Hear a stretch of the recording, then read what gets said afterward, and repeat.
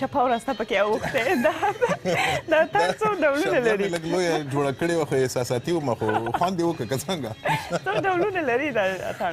اتڼ خو خورا زیات ډولونه دي خو زه به د خپلو کتونکو لپاره فقط په دې وغږیم چې د نارینه و اتڼ دی د ښځینه و اتڼ دی او برګ اتڼ دی یعنې ښځینه او نارینه په ګډه. ما ویلې چې دې کې ښځې ولې نشته؟ ظالمانو یو غږ خو م کړی وی غږ خو درغلي درېدلې خو به وایې. د چا خبره دا پوښتنه له ما مه کوه خو ما خپله هڅه کړې ده.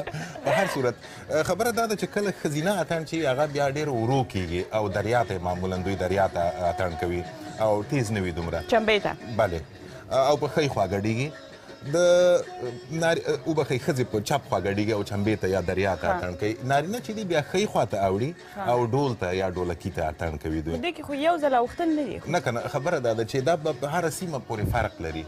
مثلا د پکتیا د خوست د منګلو د وردګو د خټکو دا بېلابېل اتڼونه دي فرق لري.